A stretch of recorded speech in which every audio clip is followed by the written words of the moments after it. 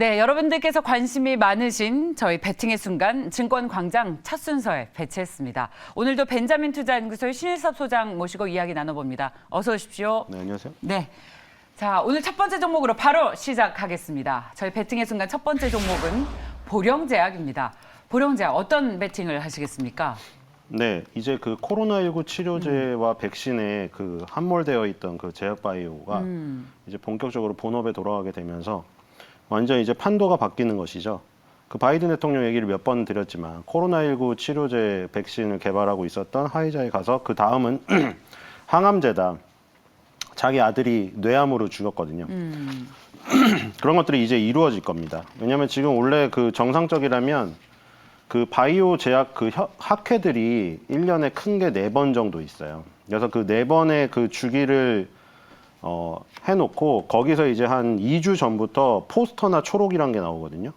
우리 뭐 그때 얘기 많이 들으셨죠. 뭐 포스터에 무슨 뭐 고등학생이 논문을 올리고 막 그 논란이 많이 됐잖아요. 근데 그 포스터에 올라가는 부분이 2주 전부터 나오고 초록이라고 간단하게 이제 정리돼서 나오는 부분에서부터 그래서 이제 제약바이오 회사의 우리나라의 어떤 기술 수출에 대한 그 부분을 타진해 볼 수 있기 때문에 그런 것들이 이제 최근에 들어서 보고서나 이런 제약바이오 투자할 때 팁이 되었었어요. 학회가 옛날에는 별로 중요하지 않았거든요. 근데 그게 학회가 이제 중요해지다 보니까 어떤 일까지 생겼냐? 예전에도 말씀을 드렸어요. 그게 초대를 받지 않아도 초대권을 살 수가 있어요. 그래서 초대권을 사놓고 제약바이오 회사들이 자기가 초대를 받았다고 소문을 흘려가지고 시세를 조종하는 경우도 있었어요. 그만큼 그 학회가 중요하다는 반증이기도 하겠죠. 그리고 이런 것들이 열리지 않았었고 비대면으로 열렸기 때문에 아무래도 훌륭한 기술을 올려놓는다고 하더라도 비대면으로 올리다 보니까 그 왜 학회가 중요하냐면 모든 것이 어쩔 수 없이 사람의 그 관계에서 이어지는 거잖아요. 그래서 특급 호텔을 빌려서 거기서 세미나도 하고 이제 명함 주고 받으면서 인사하고 호텔방을 왔다 갔다 하면서 다국적 제약사랑 기술 수출 얘기도 하고 그래서 거기서 이제 블록버스터급 기술 수출이 나오는 건데 아무래도 비대면으로 뭐 지표, 기술적인 결과 부분들만 보다 보니까 아무래도 그런 부분에 한계가 있는 거죠. 그러니까 다들 기술 수출은 기대도 하지 않았고요. 그리고 코로나19 치료제 백신 쪽으로 연구진들이 다 빠졌어요. 코로나19 치료제 백신을 개발한다고 하고 뭐 이게 시대의 어떤 숙명처럼 돼버리니까 항암제 쪽 개발하고 있던 연구 인력까지 다 빼서 그쪽으로 가버렸단 말이에요. 그러니까 지금 기존의 면역 항암제나 뭐 그 항암제를 기존의 로드맵에서 개발하고 있었던 그리고 파이프라인이 주로 항암제였던 제약회사들은 완전 소외가 되고 오히려 뭐 장사는 제대로 하지도 못했는데 코로나의 키역자의 키역에 처음 글씨만 살짝 쓰는 척 해가지고 거기에 그 깃들여져가지고 엄청난 그 소용돌이를 일으키는 그런 기업들이 엄청 많이 탄생을 했거든요. 이제는 그 판도가 완전 바뀔 때가 온 거죠. 위드 코로나 시대라고 해서 우리가 위드 코로나 관련주가 뭐 의류나 백화점주만이 아니에요. 제약바이오에서도 이제 변화가 일어나는 거예요. 바이든 대통령의 그 말이 대표적인 것이고 코로나19 치료제는 지금 머크나 화이자가 경구용 치료제까지 나와버렸어요. 그러니까 지금 이제 백신이 있고 치료제가 있으면 사망자 수가 줄어들고 확진자 수가 늘어나는 그 존스 홉킨스 대학의 제가 결과를 보여드렸잖아요.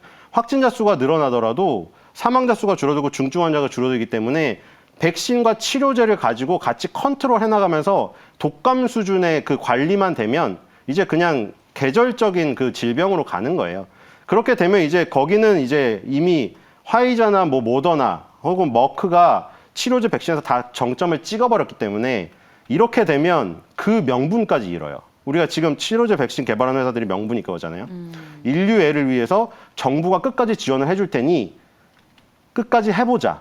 근데 아무리 정부가 지원해주고 역사책에 남기고 뭐 명예로운 거 그거 다 감안해도 일단 회사의 목표는 이윤을 남기는 거기 때문에 이윤이 안 남고 다 제어가 돼버린 상태에서는 그거를 개발한다고 해서 더군다나 지금 그걸 개발한다고 해서 화이자나 머크를 이길 수는 없거든요.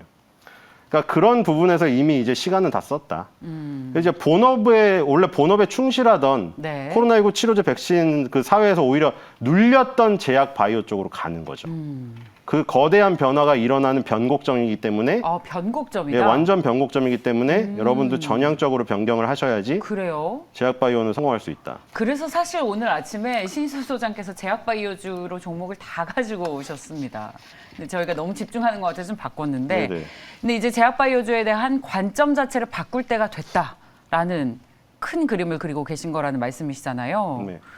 보령제약 같은 경우에는 최근 바닥권에서 반등하면서 13,500원에서 꾸준히 반등세를 나타내면서 오늘 거의 15,000원 부근까지 올라왔습니다. 저는 보령제약을 보면 종로에 있는 보령약국에서 시작해서 이렇게 큰 회사가 된 거잖아요. 네. 그런 야, 역사 깊은 진짜. 회사들이 많아요. 우리나라에. 진짜 시작은 미약하지만 끝은 창대한 네네. 보령제약을 보면서 늘 굉장히 우리도 이렇게 살아야겠구나 네네. 그런 생각을 좀 합니다. 이렇게 오래 살아남은 기업이 잘 네. 없어요.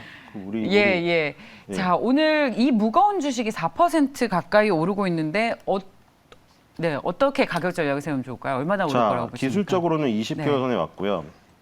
뭐 지금 손절가 14,000원, 목표가 19,000원 했는데 사실 보령제약에 대한 얘기는 별로 못 했네요. 그렇죠?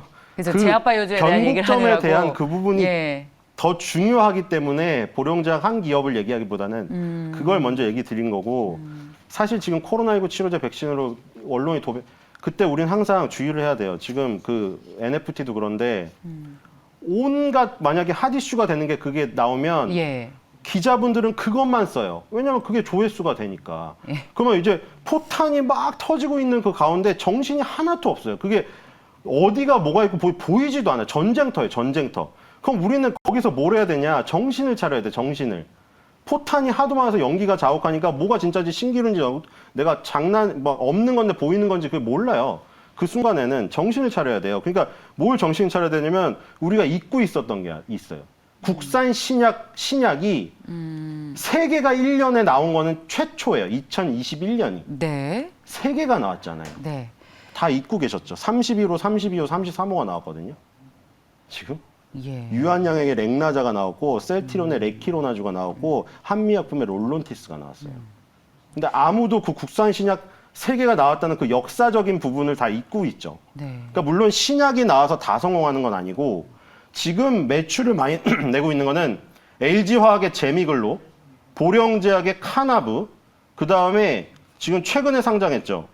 K캡정, CJ 헬스케어, 요거의 K캡정, 요 정도예요. 지금 매출이 가장 많이 나오고 있는 건 제미글로 카나브고요. 보령제약이 바로 카나브를 만들죠. 예. 알겠습니다. 네. 자, 보령제약. 그래서 목표가를 19,000원으로 보셨고 손절가는 14,000원이네요. 저렇게 계속 가져가도 되겠습니까? 네, 일단은 그렇게 가도록 하겠습니다. 예, 알겠습니다. 자, 장중 고점을 계속해서 높이고 있는 보령제약 현재도 방송 중에 추가적인 상승이 나오고 있네요. 3.8%까지 오른 바 있습니다. 다음 종목으로 넘어가겠습니다. 베팅의 순간 두 번째 종목은 DNC 미디어. 어떤 베팅을 하시겠습니까? 네, 이것도 사실은 언택트인데, 그렇죠? 만화니까 언택트잖아요. 근데 제가 지금 요즘에 뭘 보냐면, 네. 자 일단 넷플릭스 1위 헬바운드 맞습니다. 저도 예. 헬바운드 지금 어제 4회까지 보다가 새벽에 보다가 이제 그 뒤를 못 봐가지고 예. 넷플릭스 좋아하시는 분은 광고가 없어서 좋아하시잖아요. 예. 바로 이어져 버리니까. 예. 그래서 안 본다고 하시더라고요. 다른 사이트를 이제 광고가 너무 많아서. 근데 2위가 중요하죠. 바로 헬바운드 나오기 직전에 오징어 게임이 46주 1위를 찍으려다가 아케인이란 게 1위를 먹어버렸거든요. 지금 스퀴드 게임은 6위로 떨어져 있어요. 근데 아케인은 만화예요. 만화. 10위 안에 만화는 넷플릭스에서 1위, 넷플릭스 쇼 부문에서 만화는 아케인밖에 없어요. 이걸 보면서 저는 생각을 한 거거든요. 만화가 언택트긴 한데 무슨 변화를 봤냐면 야 저렇게 잘 뽑아낸 만화 하나면 원소스 멀티유즈가 가능하구나. 아케인 보고 저 솔직히 팬티 몇 장 갈아입었거든요. 정말로. 그게 무슨 얘기예요? 진짜로. 예? 진짜 그게 무슨 얘기예요? 저는 학창 시절에 그게 무슨 얘기예요? 지릴 아침 정도의 방송에서. 소름을 돋았다 이거죠. 예? 저는 학창 시절에 소름 돋았다고? 네. 진짜. 학창 시절에 에반게리온이 폭주하는 장면을 보면서 네. 한번 그랬던 소름 끼쳤던 그 느낌이 있는데 참. 그 뒤로 처음으로 느꼈어요. 정말로. 리얼한 표현을. 저는 네. 리그 오브 레전드를 전 해보지 않았어요. 네. 근데 리그 오브 레전드 PC방 점유율 50%에 가깝잖아요, 아직도.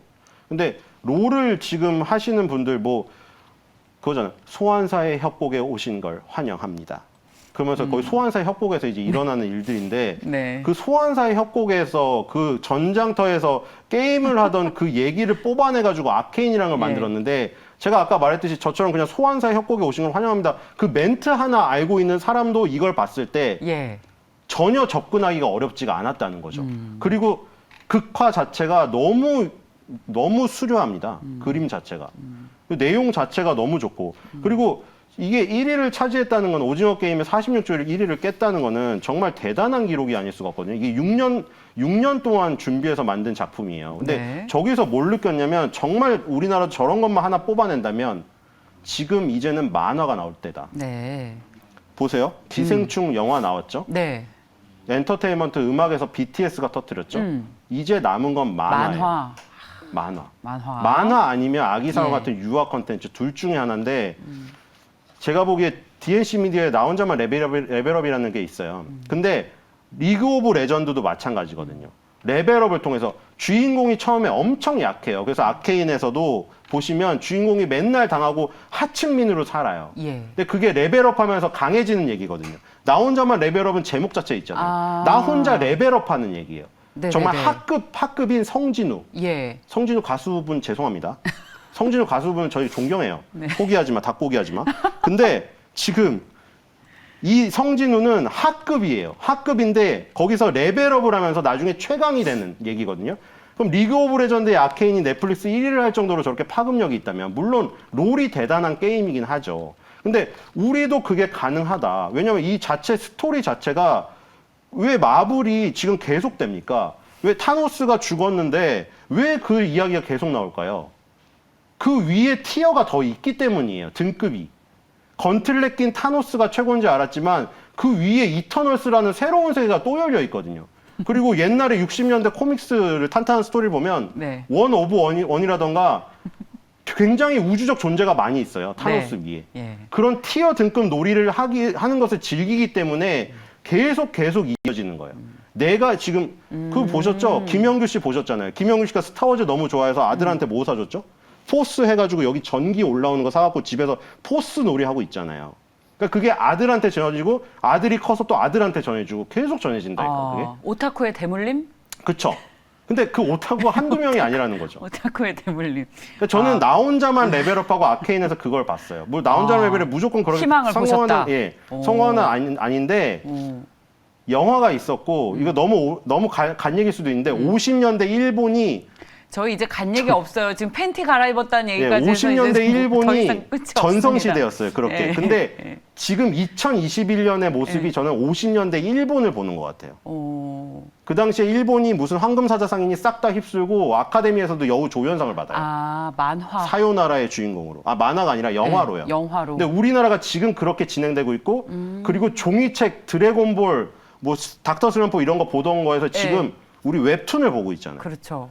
근데 그때는 유튜브가 없었고 SNS 플랫폼이 없었을 때 그거고 만화고 일본 만화고 지금은 그런 것들이 갖춰진 상태에서 우리나라 웹툰이 커지고 있기 때문에 지금 그러니까 이게 제가 하는 말만 아니에요. 예. 미국의 청원 사이트가 있습니다. 네. 우리나라 청와대처럼 청원 사이트에 20만 명이 사인을 했어요. 뭐에 사인을 했는지 아세요?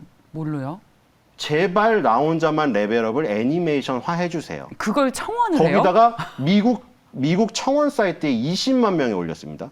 전 세계 거기에다가. 네. 그러니까 이게 포텐이 있어요. 포텐셜이 있어요. 예. 아, 그게 만약에 정말. 터진다고 하면 예. 정말 만약에 그래서 가장 정말 제가 그냥 생각해 본 건데 정말 아케인처럼 뭐 오징어 게임 같은 거를 이기고 저기서 1위를 찍는다? DNC 미디어의 작품이?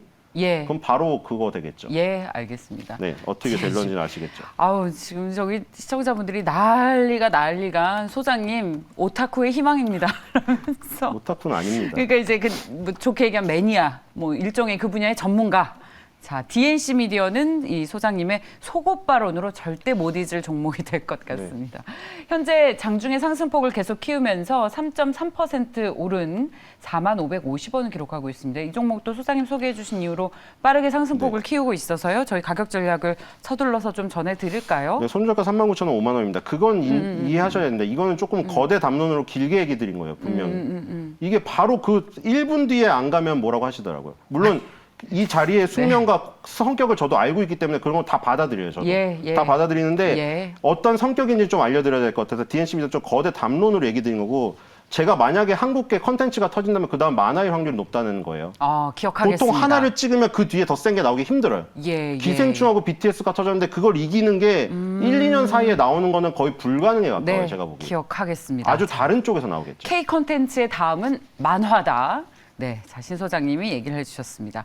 다음 종목 보겠습니다. 다음 종목은 셀바이오텍입니다. 어떤 베팅 하시겠습니까? 네, 이제 뜨거운 거 많이 소개시켜드렸고 사실 종목 선정이 어려웠어요. 왜냐면 네, 맞아요. 쉽지 솔직히 않으시죠? 저 말한 것 중에 제가 정말 10개 중에 8개 갔어요. 맞아요. 정말로. 저희가 다 알고 지금 있습니다. 아톤도 그렇고 뭐 다 그러니까 소장님. 지금 뜨거운 걸 다 소개시켜드렸기 때문에 그러면 바닥에 있는 걸 찾자. 셀바이오텍. 자, 셀바이오텍이 이거 잘 나갈 때 어떻게 되냐면 잘 아시는 분 제일 잘 나갔을 때가 삼둥이 아버님 성의국 씨가 이거 선전할 때 있었어요. 듀오락 선전할 때고 그게 언제죠? 몇 년 됐을 거예요. 그쵸, 몇년 됐죠. 듀오락이 되게 용기 자체도 고급스럽고 그거를 월 구독 서비스 같은 게 있었어요. 그래서 그거를 하면 VIP는 연말에 지금 비대면을 못 가는데 어떻게 해주냐면 셀바이오텍 본사 그 견학을 시켜주고요. 거의 공장에서 셀바이오텍 그 어머님들 좋아하시잖아요. 아니면 젊으신 분들 거기 가서 견학하고 막 그 샘플 받고 이런 거 좋아하시잖아요. 그리고 거기 옆에 있는 바닷가 그 경치를 구경시켜주는 코스로 해줘요. VIP들에게. 듀오락 VIP들에게. 근데 듀오락이 잘 나갈 때가 있었는데 그 뒤에 잘 생각해 보세요. 그 누구죠? 에스더 분이신가요? 그분도 하시고. 그리고 무슨 이름 되게 특이한 박사님 계세요. 지근덕 박사님인가? 하여튼 이게 너무 많아요. 유산균 이게 너무 많아졌어요. 맞아요. 그래서 이게 경쟁이 너무 치열해서 듀오락이 주로 팔던 애가 약국에서 팔았거든요. 약국에 가보시면은 그 앞에 자양강장제랑 비타민이랑 이 유산균이 제일 많이 깔려 있어요. 약사 선생님 맨 앞줄에. 근데 너무 많아요, 종류가. 그래가지고 셀바이오텍이 그 73,000원짜리가 2만 원을 갔거든요, 지금. 2만 원을 갔어요. 그 다음에 지금 20개월 선에서 바닥을 너무 찍고. 심화됐구나. 네, 너무 심화가 돼서 그때 VIP 견학시켜주고 막 그때까지 되게 평이 좋았어요. 블로그에 후기도 엄청 많이 올라가 있고. 근데 거기서 제자리로 돌아왔어요, 지금. 거의 시작점으로 돌아왔거든요. 마치 무슨 사이클 있는 화학철강 조선회사처럼 그렇게 돼버렸어요. 그렇게 돼버렸는데 지금 다시 바닥에서 시작하죠. 지금 셀바이오텍 잘 갈 때 항상 이런 생각 하셨을 거 아니에요. 야, 내가 2012년에 셀바이오텍을 발굴했으면 어땠을까? 저 바닥에서. 지금도 같은 상황이잖아요. 20개월선 저런 바닥에서 잡았으면 어땠을까? 그러니까 셀바이오텍이 지금 굉장히 힘들어서 이쪽으로 갔는데 새로운 그 어떤 모멘텀은 그거예요. 마이크로 바이옴. 지금 CJ 제일제당이 첫 랩을 인수하면서 마이크로 바이옴 시장이 떴잖아요. 인간의 유전자를 다 해서 뭐 어렸을 때부터 식단을 짜가지고 예를 들어 내가 고혈압을 많이 갖고 있는 그 유전자 갖고 있다 그러면 나중에 고혈압 걸릴 확률이 높을 거 아니에요. 어릴 때부터. 어릴 때부터 식단을 그냥 고혈압을 피하는 식단을 짜주는 거예요. 장내 미생물을 변화를 시켜버리는 거죠. 알겠습니다. 마이크로 바이옴 사업에 셀바이오텍 진출을 하기 때문에 그런 어떤 그동안 경쟁이 지금 너무나 심해가지고 떨어졌던 그 부분은 이미 주가에 반영이 이 정도면 된 게 아닌가. 3분의 1 토막 이상이 나버렸기 때문에. 3분의 1 토막 이상이 났다. 유산균 팔아서 이익이 많이 납니까? 유산균이 원래 이익이 많이 남기 때문에 다들 한 거예요, 사실은. 근데 경쟁이 너무 이게 심하게 근데 경쟁이 치열해서 서로 프로모션을 많이 걸고 단가를 후려쳐버리다 보니까 이익이 줄어들어 버렸어요. 잘 알겠습니다. 근데 이 종목의 제일 큰 장점은 너무 많이 떨어졌다라는 것. 네. 그럼 목표가를 얼마로 보세요? 이런 바닥권 종목 좋아하시는 분 이거 노려보시면 좋을 것 같고요. 선별가 2만 원, 목표가는 25,000원입니다. 25,000원? 알겠습니다. 자, 목표가를 아주 높게 잡진 않으시네요.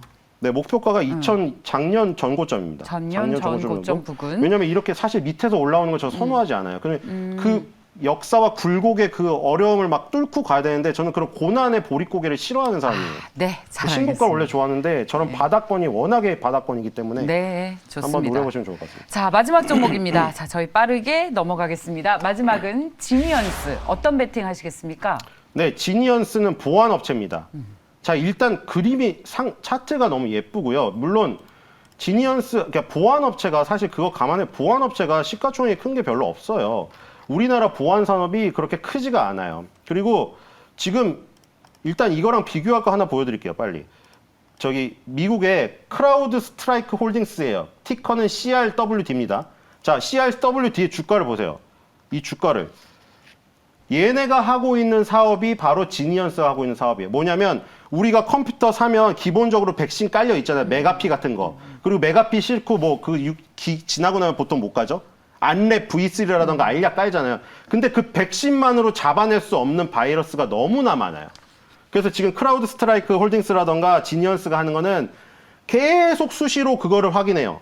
계속 수시로 하루에도 수천 번, 수만 번씩 계속 자기 컴퓨터를 뒤져가지고 악성 코드니 뭐가 없는지 계속 열어봐요.